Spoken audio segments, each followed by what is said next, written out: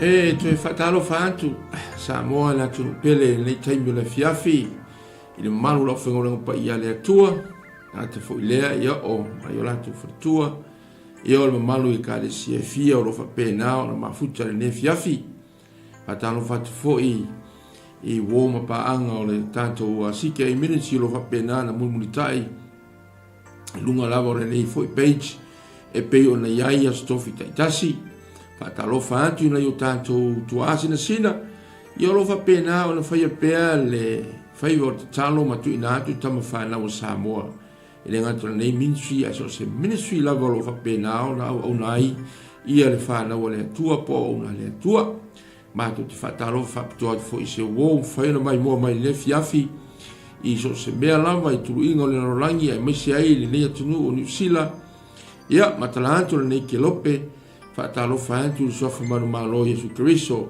lo tanto wali'i ma lo tanto faola fatalofa pito atu foi ia lo fa pena o na asi mai tono nei atunu ia se singa foi fale ainga ia ponisi foi o fuanga fale ainga ia matu te fatalofa atu be ia o foi mesui foi o le malu I whawhengainga mo la tu whatua o mo la tu whatua ma o tala volo ma tu ngā lue whatasi nei fo I tō vine po nei fo I tūlau tūlau o le sike ministry ia ma tu te whatalofa antuai ia te o tō umalava vi ia le antua le nei fiafi ana le ai le atua ia le vai voi le tātou tō whisila whai I luma o nuu le nei fiafi le lei ia pe tātou te whasanga I fo I lungo pēo le ea pe ona iaile nei foi ala atalo tato mai moai fatai foi fatalo fantu da ona foi le tua fa pena na fa ngai na foi le TV le Global Kingdom TV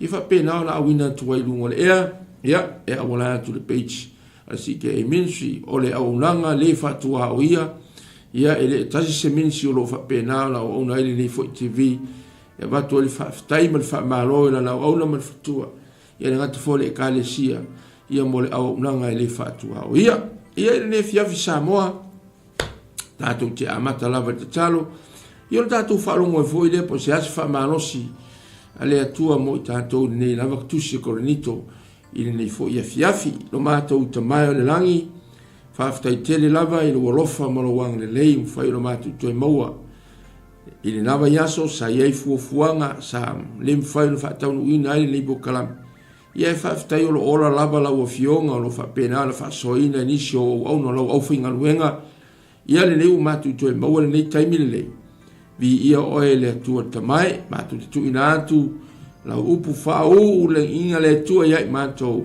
ene ia matou whaalongo I uma ia le ne fiafi ia ma matou talia e au ngā lea mo lo matou au nanga le ngata o le ia I matou I au nanga I tono o menisita I tasi I lalo nei ia e whapena fo I lo ma lo le tua matou te talo lau whaunga le me whainga luenga ia I tuma o pēle vi inga ia te oe ai whaunga ina o matou tangata mō lau a fionga pa ia e tō lau lau ina matou te talo whamanui e lo atanu lo whapena o na mafuta mai ia mwhatasi mai le taimi o le afiafi vi ia oe whamanui e au auna nia fo I o euro whapena o na whatai uru fo I le nei fo I ministry ia le atu I tai uma malalata I tasi o sike ministry so se tu fio le rolangi lo fa pena o na mai mo mai le nei fiafi tamai fo I le vi inga ia te o e tu maulu matu fatau va o no Yesu le lei e ale le matu te talo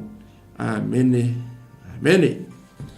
ia a fai o le foko ako e ti mai lau telefoni ia po e mai mo mai fo I lo lawa ia po tonu forosa ia fatu e fatalo fatu so fa malo Yesu Kristo fai ona tatu to e felo ia mai lava yaso ia pe ona le to fai lo fo sa fia ngai fo ile ni fo I nei tu o le tatu ministry ia ma se tu o fo le malo na ona le tua so matu to ma fa le nganga ia pasta tomata sione ia o le melena sa le fa o I tatu pukalami nei vai aso lua sa o tuna ia e whaftai le atua ia ua a mia fo I tama maroro ia na ngaluenga ia alo tatou ngā lue pēr o alo pēr tatou vaa I ua pasi mai I tatou le polo ia tatou wha ua wina pēr fua inoa tātou maua le malosi, ia whaaftai le atua, I lana au auna, o te tōina fo i se fatu le lei, te tonu fo o se ekalesia, le Rock of Ages, ia le fo o mai fo I te tonu fo o le tasi fo o la mai le Rock of Ages, ia le Christ Kingdom Church, ia o wha manu e u mai lama le whanau le atua, sa au auna I lalo fo o le tamā au auna, ia tō mate sione, ia ma le wharitua ia chain, sione, ia le li, awae, e leo se tātou poto, po se tātou iloa, ia po se pule fo e se tangata, ia le atua lava o ia e au mea uma o ina whaia le tangata, o ia fo I nata toe wala uina le tangata I lona whingalo. Mea lea ia wha maruru o tuai, a whaiwita e ka wika o ngore hiska ko pokalame. Pia ngufo yako, a e alu runga le Global Kingdom TV, e ke le, e ke alu lo fia ngā lala e ke malia e ke lo pokalame o lo au inatu tātou Global Kingdom TV. Ia ma se au nanga fo ina CKA ni I stofi, ina ia wha maua runga le vi ingo le atua. A ia wha lau te le ina ai le tala le leo le mahalo. Ni fo ila fia fisa moa e la tino pele ia. O iai fo I se fe au mo I tātou ne fia fi wha au tuina wha pea tātou o le au whainga ruenga o le mahalo le atua. Po tātou fo I au whainga ruenga wha tasi ma le atua. Ma le tua fo I o le ngaruenga le atua. Leo pasi mai a tātou. Peo le tuina atu e Yesu. Lona au soo, to sifuru ma le toa lua. Ia ma au soo I lato umo e na whaoreina. Ia ma salala watu ai I Israelu. Le lalorangi a toa e o watu I Samoa. Ma nisi tu umo le lalorangi. Ia le wakakua. Wakakua ngalulu e ai mo rona malo. So me la lea. Ia o se vala awe mo runga. Le vala awe le atua ia tatu umalava. Ia ia o na le atua whawhengai ngā whaevangalia o whaia onga tuspa ia apostolo ia o taitai o ao I tātou umana vala uia le atua lea mo le whaalau te le ina o lana tala le lei le tala le lei o le maa lo le atua by the way o koe mankosi me le Samoa sa whaisi kama I maa lo longa ki ukua kuisi na isi tina to ruangi ia o mo e mai man fia o ke vai me o kuspa ia o vala au me lo oh do you guys bring the good news of God afa mai what is the good news o fa pe o e o mai kuspa ia wa ngola ele ia penke mongi me ia ku mai by the way o fa ku lo ora ia o fisili sa mo fisili me sa o mai ko lo what is the good news if the good news is the kingdom of God through Jesus Christ, the only way, the truth, and the life, and eternity. Oh, no, we can show you another thing. We can show you something that you never know before. Do you believe it's our Heavenly Father? Yes, of course. O nga whaia au ngei ma o rua, ma le larorangi a koa e nga whai, so ko o rua ka ngaka nga whausia. Io na wala mai leo tātou whanau matino leo atamai. Awha mai le hai e iai me ka o le Heavenly Mother. Ia o vai kurenga ki ngāia. Wo ki le au le avenga mal whawhawhal me le whio mai ki ngā whakule ia vai o rua. Whapea ki rua kāra I mai o Yesu o le ala. Moni ma le ola. Ia rua mai mana ngā. Karikongunga mana ngā o onga o le Heavenly Mother. Ia ia waku nisi mea ke o kāra ia kua ina ngātara. O whaku le, vai, o ruala e si false teachers and false prophet le sa whio ia o kau whika ngai, o me whaila le wolo ngai. Kakangi pi o umanga o kau ingan mo le fusu mar kalaki. O waku ngape ali uriu. La kalaki, o whaku ia, o le atua e le whapenga. E a whai rua le kalia inga fo ila whasoa ako o le atua. Yesu o le ala I maro. Ia whamal more le kake le kalango umi. Ai o ke o fuaku Yesu Keriso le li ima le whaola o le mea ngai mga mia tātou o le whaola. We need Savior. So whawhewhela le atua le nia Yesu. Iwa ka whapeka I ka ia. Ka whalongrongo I ai. Whapeang I kalavu I sa ua le ea. Ia waka leo ka lungi. A ele wo. O sava varika mai hasol o kara ia ku piforinga mai o se fo kara inga le ia ela nga fe mai Yesu ia ia nga po le au mai pelo fet pelo la ko mai fo ia la risika le vai la o sa mo la tunu pe a ka ku le kala ia la tala le yo malo ia le la fe wa kamangi kala kala le ia onga kari kongu lo le ka ko le fa ia me we nga le mo ia fa la long la sa lu ka usami mai si fa fe nga ia ele fa itawana na tus pa ia so fa yaso wala unanga la al ka ko Krugo CKA TV ia vea oi ma au whainga ruenga le maa lo le tua. E o whuilega ngei tu wha fine ele o se fine unga fo ilile. Ia e ofa e Yesu. Waleka ni Yesu ia whaftaitele e su o kuroa ke ruo wha awaulo tala inga leanga o Yesu o ia leo le hala I maa lo. Kako fo ila o whainga ruenga le maa lo le tua. Aua lavangi o kako whememe I pea o kako whaalongo ngika. Awa o te ringa sa moa e fau lau whaalongo. Ia ele fau ia o ele lopo ko fellowshipi ma Heavenly Mother ia solva yasu. Au kwhaiaku. Whaakau mau e se langa I ue ngā whia ai. Ma uti ai kako o kako le tangata o le malo le tua. E nei fai la fia filo mo le tātou tusi nā koronito e tolu. Te o whai tau ina whamaya. O hau fo I la usoe. Na iate o tou whaapei o e whaalenganga ai peitai pei o whaaletino o whaaletino pei o tama mea ia keriso na o whawhanga iate o tou le sua susu ai le o mea ano wana o tou le lava ia na po ia tau te le lava foi o mai ava iona po nei awa ua whaale tino peha o tonu. Awa ina o ia te o tau le mataua, ma le misa, ma whewaiwa e inga, ua le whaale tino ea o tau, ma sawa vali I la tangata. Awa ina o whai mai le tasi, o au le sa polo, o au le sa apolo, ua le whaale tino ea o tau. O ai fo I Paulo, o ai ea apolo. Ele o au na lava ea, na outou whātua tua iai. Peo na whoa I ele li te itasi ia te imaua. Na outou ina, whāsusu ina e Apolo. E peitai o lea tua, ua whātupu ina. O le nei, ele o le toto, ele o le whāsusu. Peitai o lea tua, o le na te whātupu ina. O le toto fo I ma le whāsusu. E tasi lava, le tau ia maua. E tusa marana lava ngā luenga. A wā le awhanga renga I mātou whaatasi ma le atua. O tau o le whaatoanga a le atua. E o tau o le whale e whai o le atua. Vi ia le atua. Sei, o upu malama o le tusi le nei al apostolo Paulo. Wa to e tusi en tuai I peo na tātou tala loa mai le amatanga.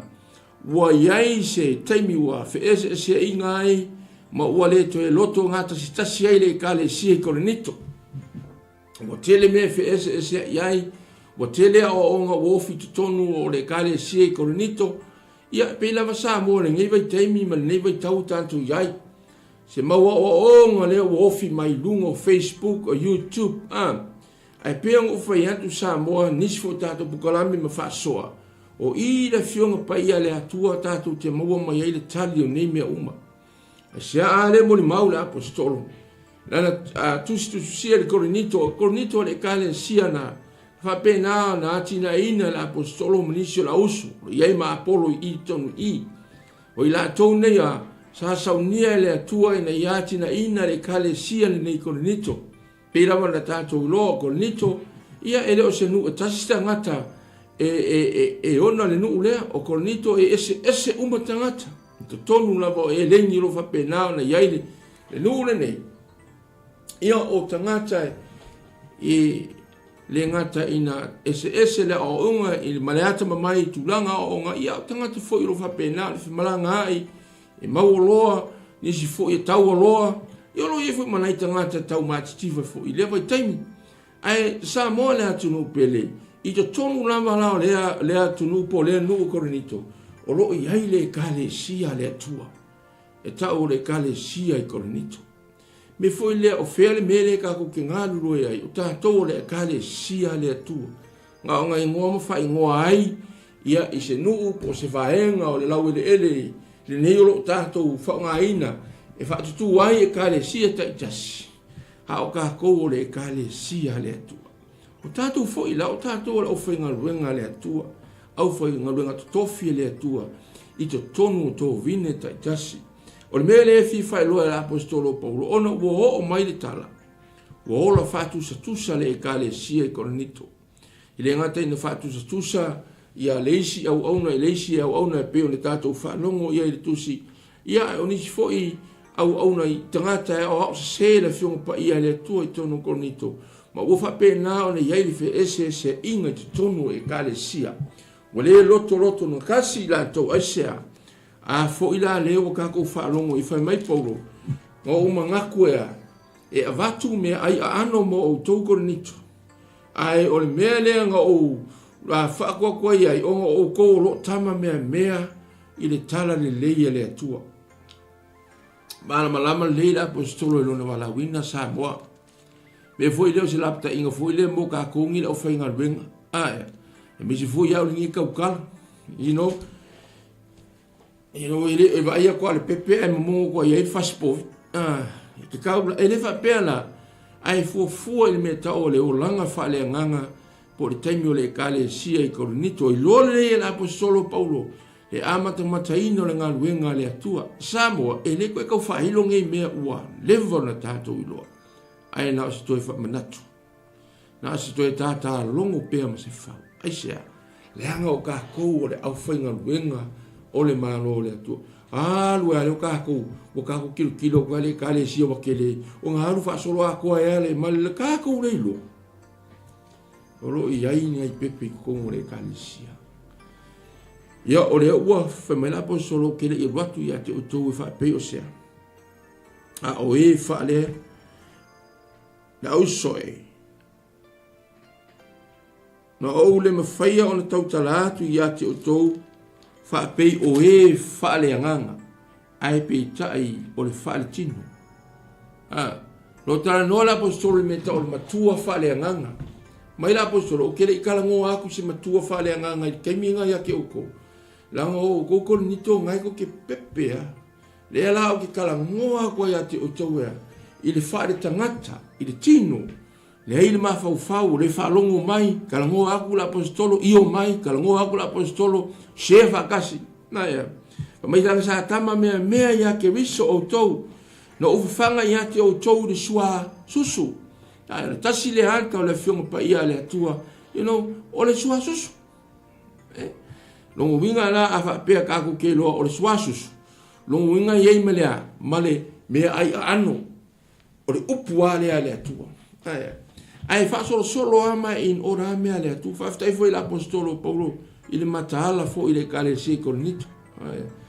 I le e au ngā fo i mo kako. E misi fo i a ngaluenga kauatia. E fo si a kako fo i ngaluenga o mako ngaluenga. I au ngai wha ngā ngei kama i nganga. O lea e pepe, o lea la iki, lea va kua iai le steak a kua ai. Ia o ngā wakurola ia o le pepe kango lorka meki lea folo. Ia malawa ai loa lea. Longo wingo loa. Lo kala ngoa me ta o le whaalea nganga. Ia whaingo fie. Ia. Tara noa lea i le tū de whaale tino de tangata. Ina ia whaingo fie o na lātou i loa. Whamea ai la possible. Whamea. O le mea ano o wana o tou de la vā i ona po ia. I lo tou de la vā fo i wo o mai i ona po nei.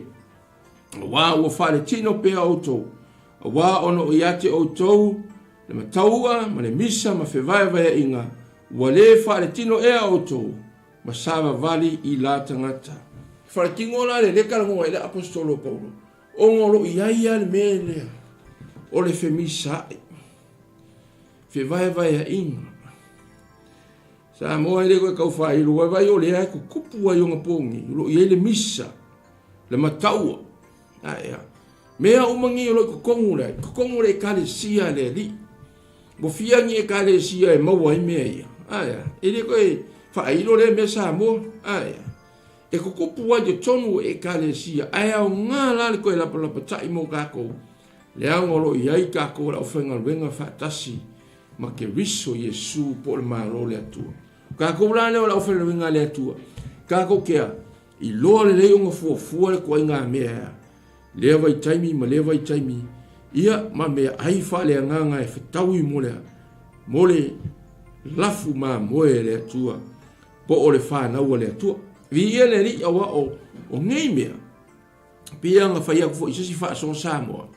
E fōre kako wa aina nga o le whako ako kupu kako vai taimi kako wa ai ai. O kako le whako a ia no to whakato soifua mai mo ola mai. Ai ile amakanga ma le whenga kuai. O mea ua umanga kupu. Sako kupu nga vai kaimi. Le fo ila hea o ngā le au wai mai le atua mo I kako. Inga ia mole le leio I tātoro whapenga aonga. O ngā vea ma uwhenga renga le atua ni ngiva I kau. Mea fo ila ne. O le kale si haleri. I le whapea kasisaka ngā kauro I ko. O le tele I o roto. Tele mawhau whaunga. Tele fo I a filosofia o lo whapea nā o ne yei tonu meka o le e kale sia. Pe o koronito. O le me fo I le o kako vaifa mai la apostolo Paulo. O vai haku o kou le sa vali la. O tou le sa vali I le atua o kou sa vali fa I la le tangata. O fa le tino o koua. Fa le kingo o kou fuafuanga o kou karangoanga o kou wola fa tusa. Wa vai se se kale sia e ngu fa kusa sia la ko fo ia o ngale atua le sia o ngale atua. You know e fa kusa ale fa kusa I sili la unga fa kusa sili talo fa kusa sili fa unga. Ya fa mai apostolo Paulo. Ele o se mea le lei ma se mea yala ngata taungu ku fia nga mea koronito. Ai ngo manga ola avaku fa spovi ma o tou. Ele wahali ali maya. Ele I kai ya ngo hongo ai mea ai ano o tou. E manga o pia be o tou mea ka ola. Ole susu I le suau. Po le sua susu le tua. Ole upu le tua. Ina ia whaafaingo fie iai. O na lato te ena le tele o mea whaatino. Ke lo mo le pepea o whaangau mai pauano le mea malia I loto. O le sua susu o tina. E po le ale mai mai e ale pepe le kangi. Po le ale na fia ai. O le ale lava isi mea le tangi. E tu o tulo iai le sua susu o tina. Ia le whapena lo leo na ngā. E whapena fo ila le upo le atua. O leo ngalo le upo le atua. Fa mai la apostolo sa o mafau vaku ia ke oko. So fa la apostolo Paulo ko sui ia ku le menu luma. La fa penga fa mafa ia le tau moftanga ia korinito ia leve ko la apostolo Paulo fa mai. Le ai o le e au ngala o kursus. E ia inu pe o to susu se yo ina o ina tino mai te viso ia te tubale kale sia le pe o e kau fai kau ku pe va velo fai tau manga koia I uma le kale sia le koronito se uma le lei ono o le fautuanga ma le toe la patai ma le toe la langa atu le apostolo Paulo ina I fa pena o la tu toe fa tu ma wina ma la tu I loa le mena fa vai ai le kale sia koronito e pe o fa vai le matang o de foi la o fa kusa foi la le kale sia le nei koronito ia la ofenga renga le tua ele ngato la apostolo Paulo ia fa pena foi ia Paulo le foi sa ka lui le tonu ko ia lu ese mai ia la apostolo io Paulo le temina fa tuina I koronito ma ua fa pena ona lui ina ai ele kale sia koronito lo ila mana ona le tua pe Paulo ia le fa mea sa ia tonu I mala tua o ina e ke loe e fa pe ngā le whainga luenga le atua aia. E umanga tu mata manga ma tu whai le atua ana me arofa I lea au auna ma lea au auna ma lea au auna. E manko fo tusi fo le koronito leo kalangoa ai le apostolo Paulo me arofa a le nganga pa I e tu wha atu e tu sa ma lea. Ma le fina ngalo le atua. Me foi la lea e lea o ngā onga kako wola wha tu sa ina au auna le atua. Ma la tau me arofa bo uma tu I le atua. Ai Paulo me o le kakua. O le tātou ngā lulue whaatasi mai lantou. O le whina ngalo leo le atua nā laiona. Te tofi la o whenga luenga a le atua. Ina ia lātou ngā lulue. Mole mālo le atua. E whapenga fo I tonu e kāle sia. Leo kako ia ni ngiva I kaimi. O sau nia e le atua. Ia to tonu e kāle sia. Ma tuina ia le o whenga luenga. Le o whenga luenga whaatasi. Ma le atua. Awa o ia e ou le mālo ma le tala le. Whaftai le li, Walo ia wanoa lo whapena o na tātou ngā rue ai, o whapena foi o na tātou wharongo ele upa wina le antua. Ile tonu leo le atola au le atua po tonu e kalesia. O whapena la, mai ala apostolo, o Paulo peo kaku wharongo iai, o le tele o mea, lo whapena o ngā whitaia i foi mera o whainga ruenga le atua la towi, awa ele whapena whaingo fie kere ngā ruenga le ri, ia wakairoinga foi e momoe ale kalesia. Ia whapenga o ngā kuele, au ngā le atua le kalesia i le ri, ma mole aku i le temi me le temi. E voi la lea ia ngofu sa ungi a ka kungi fo le kalesia ko nito, ia po le alava la o kalesia i mangele, po manu ua, po pakatoe, ia ungi ngalo la ofenga luenga le atua i lau titalo. Titalo mo i la tau, titalo mo na i o la tau whalitua, talo foi mo na ia la tau whanau. Awai le whai ngofie sa moa, le hatunu pele. You know, o la ofenga luenga le atua, e le whapea e hui foi, e foi trials e hui e la tau, i so se kaimi, so se aso, whapea nao o na la tau tuli vai matu ina atu i le malo le atua, ina i wha mausali ina i te tono le ka le sia ma loto tangata. So me foi lea, ia te oele me taua, o le loto e nau ma support le au whainga ruenga le atua le ango o le mea mo ia sa moa ia tātou talno ia na iu tātou ma atua ma na iu tātou tua ua ta otomaite sa ngāru rue ia pai kaimi sa le ingi tau sa whioa i solo inu ue le ingi pasi le ingi ka avale whioa i ono tala le leia Yesu sa latou sa vavali i lalo a kongu sa kau mo fai fo i le rio le larolangi maanganga leanga whako i lalo i latou i le ngāwai kaimi i lo latou fo i tau mo fai e whaalau tele le tala le leo le maalo i tono Samoa manisi o atu no ia wakako wo mera kako fo i vai ngā kaimi i wa ese fo i mea o tātou i ai o le mea e sili ma le whaata ua i o tātou tangata ia tātou a vea tātou ma whaalau tele ina pea le tala le leo le maalo le atua Wani o tātou no fua e o maria o tātou loto i meoritino ne. Awa o isi whapenga. E fua i meoritino ne ile o una ile atu. Ua fu fio loa meoritino ne ngai o marie. Ia o ngale koe fia ngai oi fo ile ai meore. Maro le atua. Ia sa moaina tunu pele. Ia fo ia o fai atu. O la unanga ia ka kupu kalame le whaatua o ia. Kako ke o ha ilumo le atua. Ia e ku uar ke leo mea ngai kako ke pisi ai.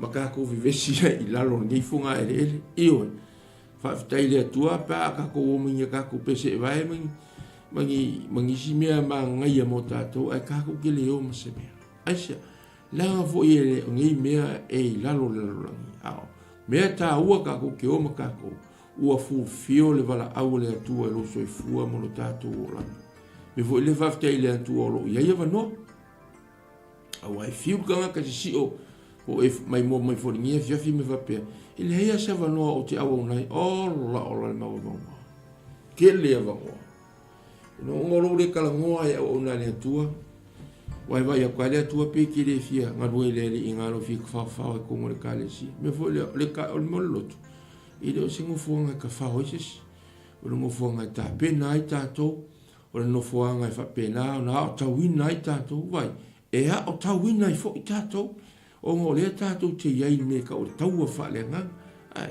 a whai e ki mga o ia maua le manu maro whaaleanga, kongo lopu ki maua. I ia le li pe a whai oro e ruaku ni a o onga, whaalau te rei nai, e le a ono la whiongpa ia le atu, au kongo ai o le kalesia, au angi ingalo ia ke oe, o le ka ua i o le atu o le mengi ka o le kalesia po le lotu. Aitia, la no fuanga le whamaia ia le la onga Yesu, Paua le mea e whitaui ma le kalesia o le whaituto o se oli e le manu malo e le panga fusu lea le meka o le loto. Tol me wela lea. Ia wangi o ka kungufua i kongo le loto. You know, wa ise mea o ngai le li. Pisili lea o una le atua. You know, ia vei ka konga ia kufu kau whao lea. Lo finga au i mea o le malo le atua. La ofenga luenga vai bo fiengi kanyu ka kou whaalongo i la unga swaiwhea. Ai le ai ama se me o whai. Peke mga awhoi koe sau Yesu whai apusanga la unga. vai se maua ngi o New Zealand fai o mesanga ka whakaaka ku ka kunu foi la ia le ai o le watu fa mai la o whenga luenga pa ia le tu ia ku fa mai ka ko ni vai kaimi inga ia ka ku finga ia tu fa tau fao le malo tale le malo le tu wa vai o le alu isi loku le kirisiango le wai ia pe o le foi loku le o fa ko isi kala in le vai la ka ko le maka ia wo fi merkala inga le ola o heavenly mother ia tatu tama fa le nganga ia fi tatu tina fa le nganga ke le lopo o ila le kinga le i lopo so eva ai sa mola tunu pele ia ka ko ilo ka ko ora o fenga lenga fa tasi mele tu o le manga ia i o le toila langa atu la apostolo Paulo o lo iai fo il me ka o le loto maulalo ma le loto mama e au nga i le atua fa mai le apostolo o le ngā ua kou ngofo mpe kau whaasiri le si o maa ua. O le mea leo ki whaia kua ia ke o kouko nito. Lei o maa ua o le au whenga ruenga whaatasi ma le atua. Ke lo oe, tasi o maa ua e whaasosu, tasi o maa ua e tuto, o le atua na te whaatupuina. Me foi la le kore nito, a wangi o kou wola whaatusa, tusa. Ola kasi le mea kako samo. E misia, si kako aku upeli. E le ia ai o oro e kalango e mero le whakuskusa ia le si inga le ngao le si e le o marue lue aila Paulo waka fefe pe o se si apostol ia fe o sara rau le kala e sili au pe sili a Paulo i tu singa korenito o lato fa se sili anga sa ola e sili a o langa lena fa hali mai e Yesu ia i tamseko ia fe mela apostolo Paulo ki le imanatu o mawane. Ale mea tasi o ta mo e puno wai. I le ala tanu o ilumana ai.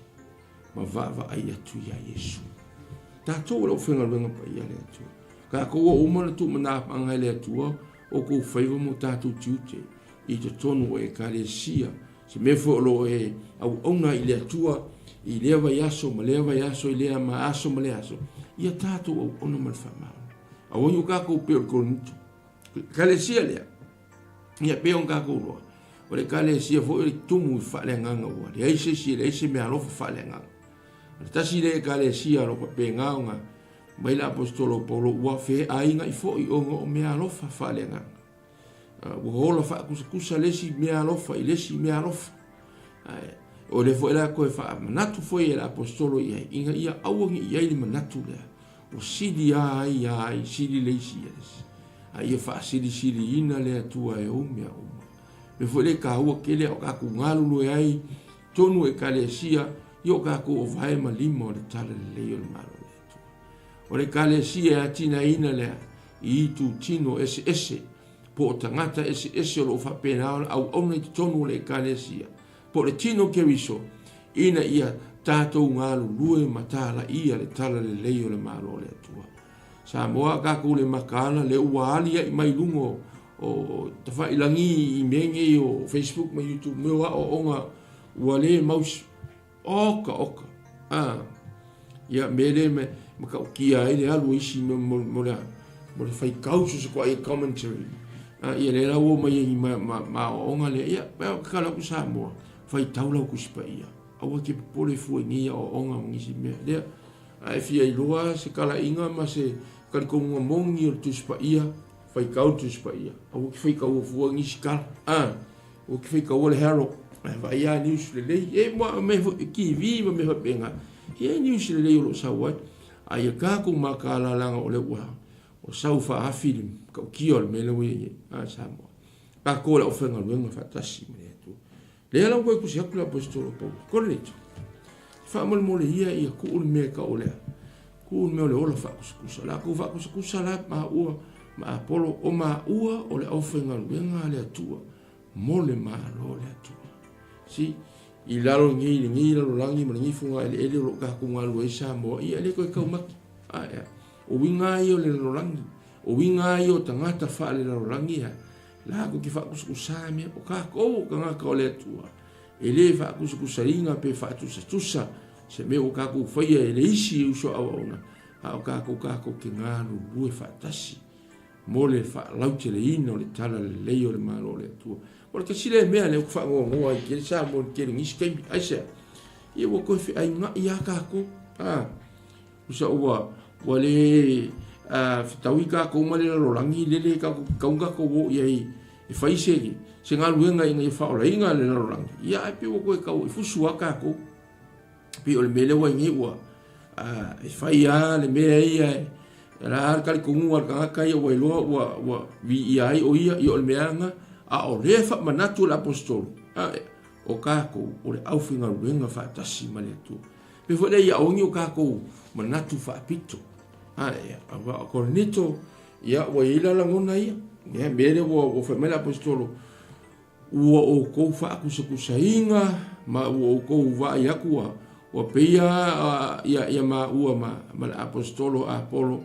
Ongi kangaka fo ie sao mo ia kauwa. Se kauwa nga whaalinga mea alofa po se kala inga po se whaalau te leinga. Ai o whamai kala la apostolo Paulo. Le ai korinito. O maa ua lava ma se uso o Apolo. O le au whainga luenga le atua. Mo lona malo. Me fo elea awangi si langa o Samoa la kungu pele. E pele a Samoa i o kako loko. A o Samoa fo. Le a kungu usilia o nga wha mi mika ngō fie i o kako. Si i oe Samoa i runga i sema. Ia ngā uko urofa mea. Si i runga le maa sara whalafa. Maa sara whalafa la ngā malole mangako. La ala koe wha mamulu oe ai kau kongi o i lalo e kamasea. Befo lea ia awa fo ingi o kako yeisi la ngona ti tātou. O sea kako mea. O sea kako ngā luenga. Le ai Samoa. O le ngā luenga le atua. Ia leo wa wala au ni ai kako. So kau ala i lalo tātou. Omi lalo tātou. Ai ia whaai loa pea Yesu o ia e ou mea uma. E ou le kalesia. O le alfa mtalanga te malo i oane. Ina ua fio ma Yesu. Fa mai e au ina whaai titia o ia. Ai whaatele ina pea le ou mea uma. E se le maa ia la ngono fio. Si e fo ia o na le atua. Ioane le papatiso. Fie pe o ka ua o le uma. Au ia le atua. O le ai papatiso hinga Yesu. Va pe Ioane ia le ai. I ka kaua nga alurunga au. Ko e alurunga ma Yesu. Fa mai Ioane. Kai milali ngei. Nga le wai i. Le kamora malo e siri yaku le mele ngu sawai. Wa uenga le whalau tele.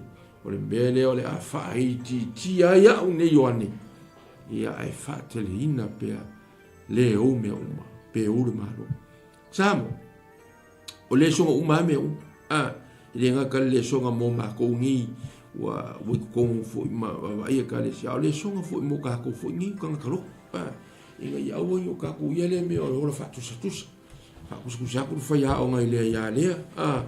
O le la unga lea ia lea. O le tala inga.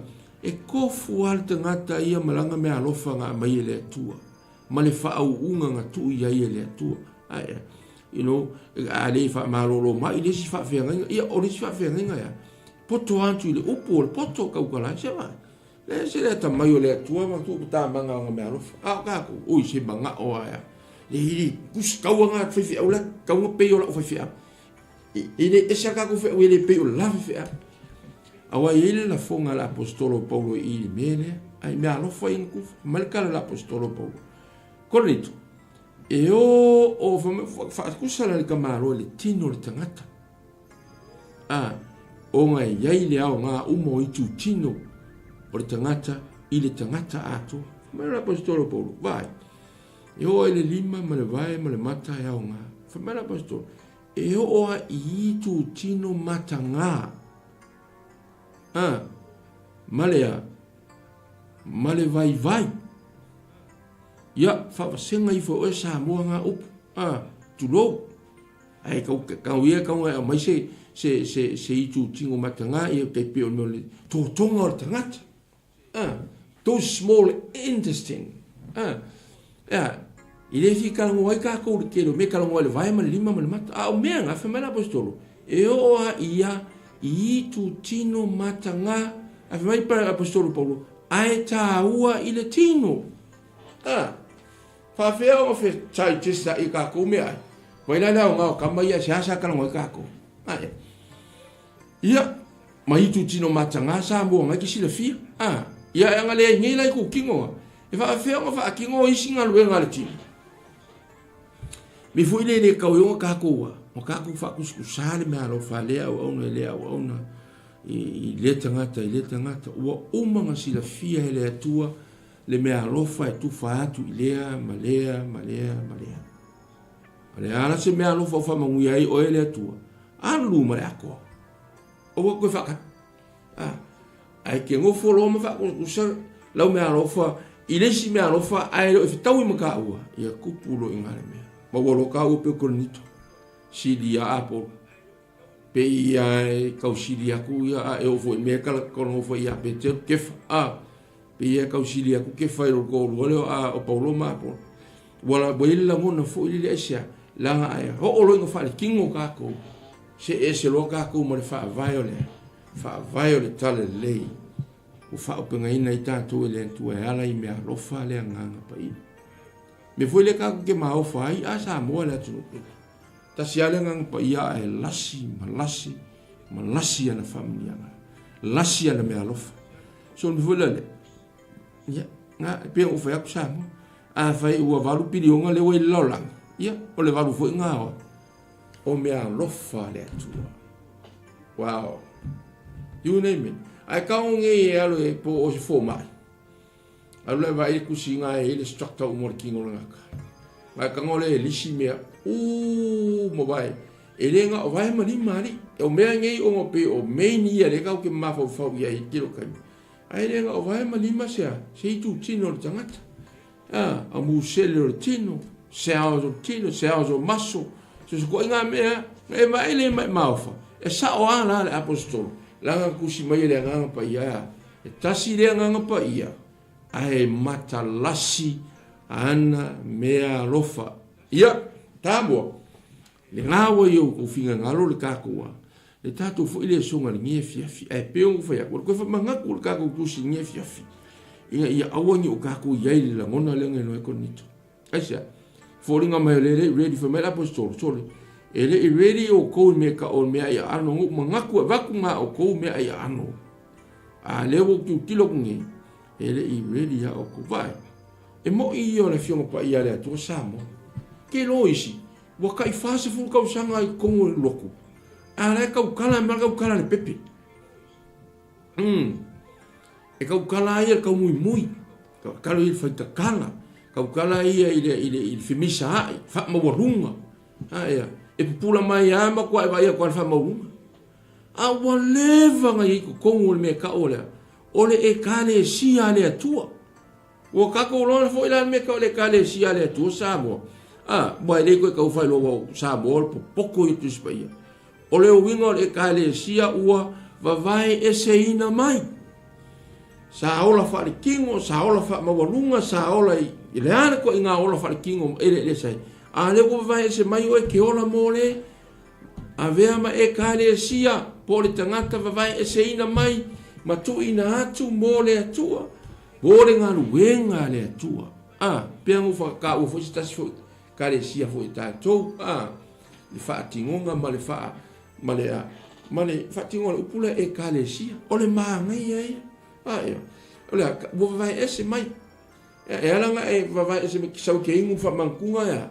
Waka uro ea, o suru e kare sia wanga ke ai wamaku yo ngā pasa uro i wahenga na ia le e kare sia a whai wamaku ngai ngore i wafo wakumu kele o walang sa wa isa mo ma ngai e o le fas whaka ika inga ai o le mele whi mai le atua ia e ave ese mai loi i le ngā le ai wamakunga o le ora wha pa ia inga le songa fua kaula sa ai le va pe ngala e fa mankunga me ka le kare sia ma ngai e le upole tu wa e hala ka fa ngia kala o ngai le ngia kala fa tupu bo ngia kala fa o le ko kongo tu spai ai mai se tu si le konito le va ko ska ku fa manos me vole samo ya ka ku kilo mo ka ku va ai mo ko sai idi ka ko o ka ku e o ka ku wa ma tu e fa le nganga po le ka ku ha lea ka ke halu pe susu fong susu oe samo o ka ko wo ye bo ka ko ye upungi fa mai wow wa malama samo tala le ia mea iku o mea ia ka ki vava ia kui ko mo ka le si ai si kan ko ki a soli fu mai vai fe au le si fi o le vai ko mo ka le si le se upu ali fai ngo fi e o le nganu o sa mo le nga nu si li nga walunga tu lo fa fetai fa mo le pawanga o si la mo pa sa bo ya fai e vi e le dia el fai fi lo ai no nga wanga sa mo ka ke lo ka ye selmana ya tu lo la fa fetai la fa mo you know wala ngor ke lo si me ngi sa mo ya ele ko ke o ko si fa algo lo ka ku kala ngole o pule le tu inga ya ve ka ko ma au fenga le ngole ma lo le tu ka ku ma ka fo ya ka fo ka ko uma la lo fa penga nga mai mo mai ngi fiafi a ila ko uma lo fa penga un sa ngi mo fu na tu ro la o na ile tu ma lo fi ngalo ia ka ko sa ngi ia ka ko mata ala na ngole ke lo ngi mia pe ia fo linga mai ya e fa le nga ai o le fale tino alo na taunu e tu tupu tu tonu a inga o le alava le maulunga o le faale anganga i le asa e aolonga su fa ia kongo le ainga i le sonkua ma le solua ma le solulu ma le tofi ma le asfale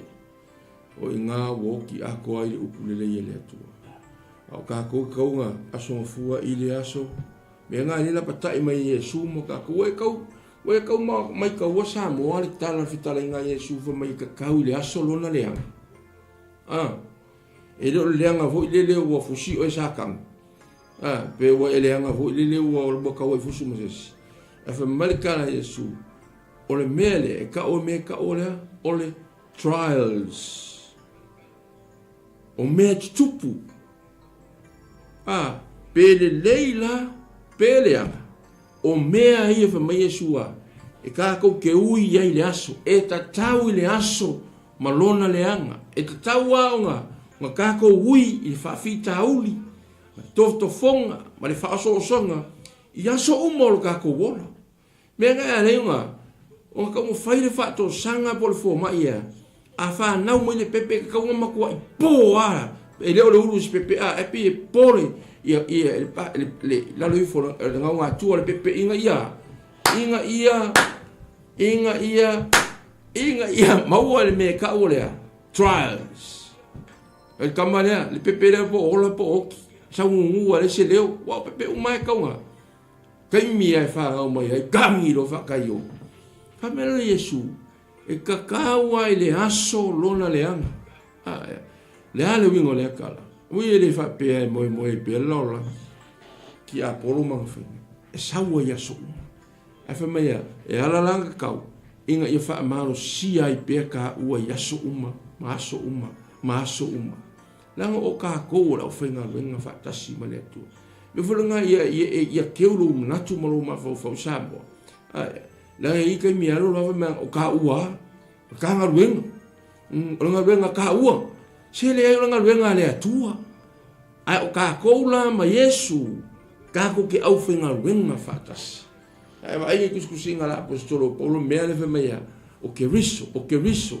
ma rosi o que riso fa fo wina o que riso au fenga wenga fatas ma que riso ai se ona foi o que riso Yesu o ia le anaya na fio mai ma a fa tu muina ma fa taunuina ma fa mausaliina le tala le leo le maro ai fa wau pe ka ona karta me foi le wala ki koe foi kiu nga ona o foi koe fain tala nga ona i eta talo mo ona le tua ai pe foi nga fai na ona foi lo fa pe nga nga kalo mo ka nganga ai ina ia mau ka ua me ta o le marosi fa le maro le tua me foi nga le nga e vai que o foi mo foi ia e que me que fisi so se o nga le ali o so fua la o nga le tua vai la le nga foi ora like close lava la au foi nga venga fa tasima ma le tua io Mo le ye ka kol mga kulia. Se orangan wenga le atua le ka ku ke yai.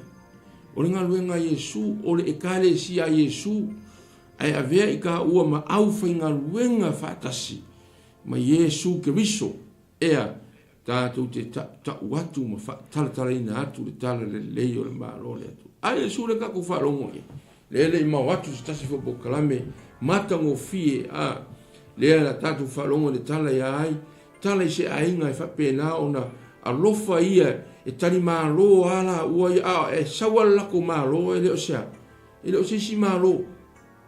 Tali maalo ala to Yesu. Wo whai ma ainga tātou li whaola. Ai sea. A walanga fo I lei loa le ainga lea. E outstanding ale tangata le no atoa. La e lewa wa ai le kelo wawenga. Kelo me whai e murmuri ta I ale ainga lea. Wo wha hofi fo le ainga mai a. Ai, o le kākou special ala lea. Kākou ainga le tau si mana. I kākou wharongo e le mawa. Wha mainga ua o le aso. Na ua, wa tau fo I le aso lea. Wa ui fo isi ngai a inga I lea, I le oti o si ala tua ngane. A wha mai le sai anai tua whaafine Yesu ana inei le oti la wo si a mātua ngane o la salo. A wha mai kalia, mai talia ale wo sidi ala inga lea, le master le wo sidi ala inga le wha mai le ile o moi, le oti o lea, lai moi la wo la sa.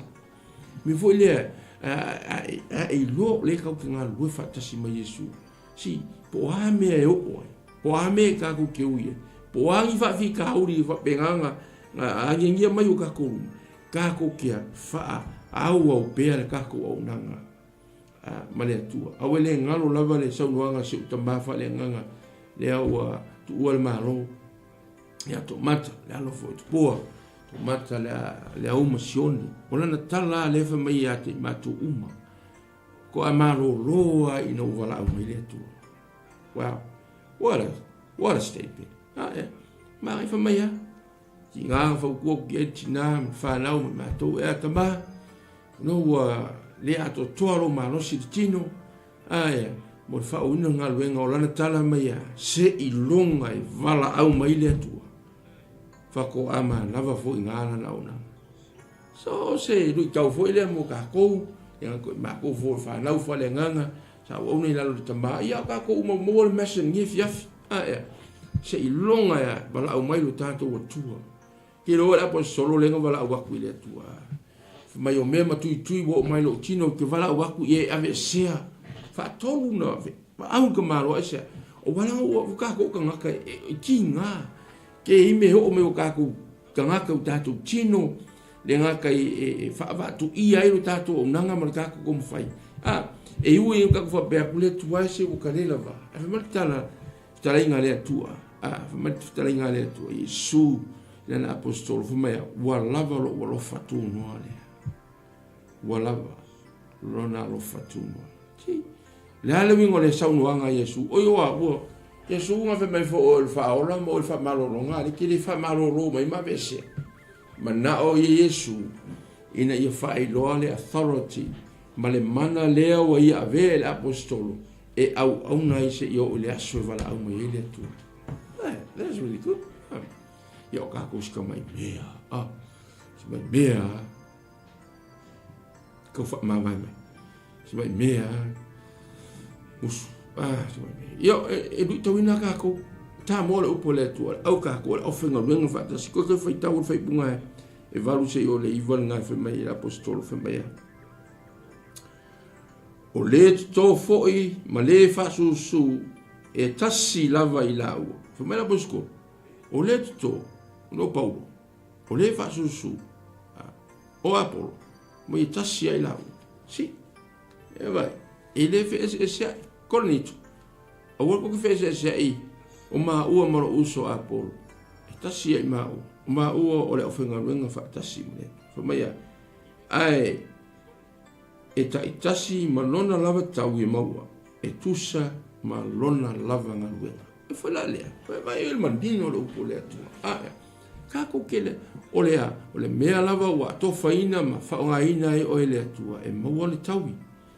E tusa ma lea mana ngaluenga na fai so fai la ia ngaluenga le le ale me wala una i tatou le tu na fo ministro le auna e kalesia no wala ka fai e se tala o ke fifa mkala se tasi o ministro sa o ngai ngo ila ma se tasi utina sa fia hofo mai no langa e au ona ile tua ile ministro ila le sa o yai mo te se e brana fifa o ngaro wala mo le la se me ko fa ia vai la saula me se ko fa susu ke vo le la o ka la fa susu la vala o me nga me ko ministro ya sa uma mai il fa susu pa mai oi ka pa wala nga pa le fa pa wala nga you know ia ele ia ko se kolu masinga fa ko fa susu me o ka le la fa so me fa le fa sa o vai la e o fa ko me se milion ai alwa so me milion assim me ka mo fi pi le fi nga rue pa la ki ki me ba ko fa ka mo ele tu fa vo le o ka le ngi tu fa e su fa me fa to fo ia ma taima na o fa ko le marcação me ishi ala kamale me le avenga you know ele ngi me nga mai le tu tale ma me alofo ia fa la tele ina le malo le tu ia ma ia ve ka ko ni ofenga lu no fa tasol malo le tu ole ka mai o ku fa to yesu ia ve ka ko ma ofenga lu no fa maoni ole malo le tu fo me bo fa va ku ia il ka ko unanga fa le malo le tu samo o ile se ka wa se o nga le tu o fa ile ni fo lo sa u ye la to e u ye fo ka ele isui al sa no nga yesu ba ka ka ile aso malona le fa ila ka ko kile fia u ye ia ka ko wolo le langi pe fa ole le menga lo ka manatu ye ai o le ka ko ke maua so i fu mo maua le marosi e ta tau pe o ka ko nga lo o le ale me ka ko ke uia doesn't matter what's the circumstances ka ke uia ile aso male aso o a me se ile fa pusangi me ile manguia o mga saunia le tu me foi le ia te o ele nganga le nganga fa au ona le malo le tu pe o fa ya le ile o se ka ko ngaluenga o le ngaluenga le tua mo lo fina ngalo ke le yo nganga o la ile lo anganga lo fia mau se fa lo kang anganga lo ku la fo inga e makua ngai fa ngau ku la fo inga e ngai ngai o la ku makua e o makua ka fa lo lan o ngai makua fo i ku nga la ko o le inga fa ngau ka usia ila to se va di ko ile ka ku nga lo ma ngalo ma lo le tu o ai se singa ki si la fia o le manga o mia se so so ngi sa mo se ave se pusa pisu ko o makul maliu nga ko ki se fulo pus pisu po nga la mo nga la ave se ale ave se pusa pisu po kala la pus pisu po nga ki o ba ve uma ave se kaspero ya la o wal me foi nga kasinga ele foi me yesu le venga fa ko ya er mal manguia God bless you ya ele foi singa me ave e show ko ilo le fa ma ninga o ka ko kala me foi le samo ka ko o fenga venga fa tasime e ka ku kalo mo le fenga venga le tu ma o fo ile sile ke mai mo you are the one day o fo ile la yai po le fo ile min su ngalo ya o nai le hali me o ko finga la o na le tu ka o ngalo ai that's so holy ya o fa ya e la simata la simia lo fa ale nganga pai ni ke o e ma fo ngale ivale ka ngo me kispa ia pese fulu pese lua le ai mai la apostolo ya e matalasi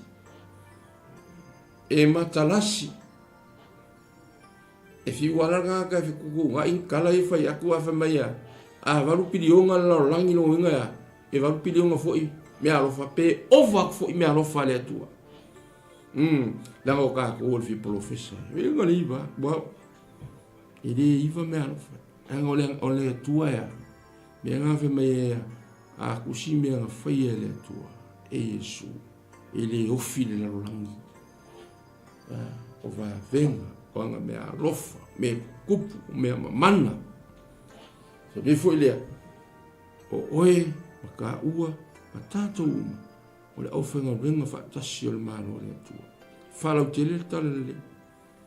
Aftai le atua nei au tala vou lo fa penga ka va ia.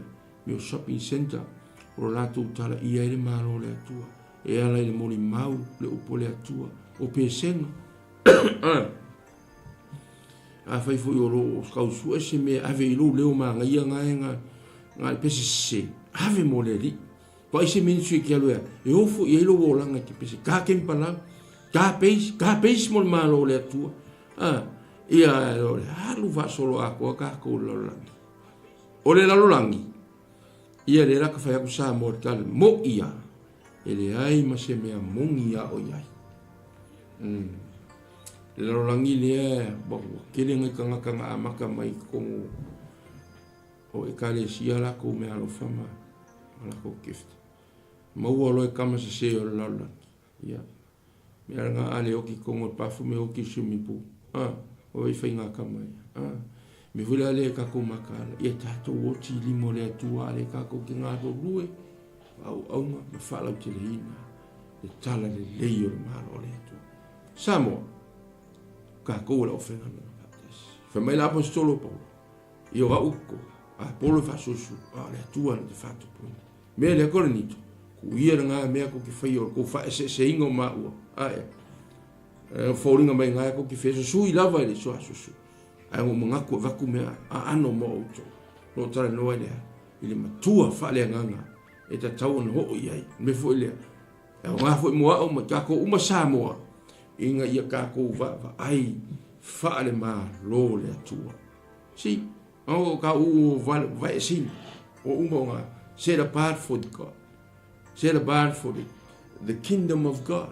No mga vaisina mai ta o mol maro le atua e ne fatino ina ngaluenga fina ngalo le atua fatau ina lo to soifua ia malo funi ta mo ta to fa malo si le fiaf fa tai fa malo atu e la to lo fa pena ona futa mai le fiafi ona fo ia Johnson Rupati ia flo lei lo fa pena ona mai mo mai fo ia stolo vai fale sa fi suyo ta to CK Ministry, ia whengainga fo ia Samelia, ia whengainga, ma lo lava ma futa mai, ia wauna fo da o ia Siosipio, ia na wauna fo i tai ia sonia pisua, lo ma futa mai, tai fo CK Ministry, Wellingtone, ia wale, lo fa pena ona ma futa menef, tai fo i tato Ministry Sydney, ia po le fa ururu fo i tato CK Ministry, i Sydney Australia, sunga ia tia 40 ma fertua ia Sao Evelyn ia lo fatu le kalesia ia therefore ia tia lo ia lo fa pena ona mai mo mai ia le ia mali ke le lava i tatou Samoa fa manguia le atua i fuafuanga fa manguia le atua i ministry le au nai le malo le atua ta talo mo la ofenga le atua lango la ofenga le atua ai ia ina ia vea ila toma me tangata lo toa lo to malosi ina ia fala ke ina pe ale tala le malo le tu le ngata tonu e kalesia ia fafo atu fo yo le kalesia male la rolangia toa faftai fo il mafuta male fiafi i te ton fo Samoa ia fa no ina lo taimi ia e taua tele ia ma to mele wa to faftai fe mo sui fo yo le CK Ministry au kila nei ia ma to te faftai to ne fiafi fai iso mana onga ia la tao le to de talo ma fai wina ita to pokalami i ne fiafi le to tamai fa fai la upu ma to falongo ai ave ma to ma au fenga lenga o ele tu fa tasima o Yesu e fa pena na fa tau tai ai le tu ngaluenga le lei wo umana e tu ma manga mo ma to a wala u tala le lei ma to talo le fiafi to Samoa o fa pena na mai mo mai ma futa mai le fiafi ia ile tali o la tu mona onga fa tino mo fa lenga le tu ai le tamai ma tu talo atu ma to amba solo malo ia fa ia lo fina ngalo tu sai le tu mo la tu mona onga le ni fia fa tai foi Samoa le tu no pelo lo fa pena la mai mo mai ma ona le tu mo la tu ai ngam fa tu ia vi ia o tamai fa tai foi le tu mo la ona Global Kingdom TV, ola ia pasa mai ma fritua ia sawa le li ie fa ma wia le minsi fa la tele ina pe ale tua au alo ma lo fina lo le fo ile tu lo tu no ministry ya ona ya fredi me fretu ale le yang le me kale se pele ine lo tu no ia i pe au family anga ma tafele faunga alo fa pena ona au on pe ia te o ia ele tu ale fia fi ma tu mo se no fa pene lava yasu ia o le inga lava fo ia te o Yesu tu mo pe lo ma tu fa tau va mo ma tu malosi e ono pe mo lo fina ngalo le tu ono o Yesu lele tala le ma tu cha amen amen amen ia sa mo la tu pele ta tu kamina ne fiafi on ia foi fo to le o ia so male a ia tu lo weekend ia ele fa unga le tu fo mala o Yesu amen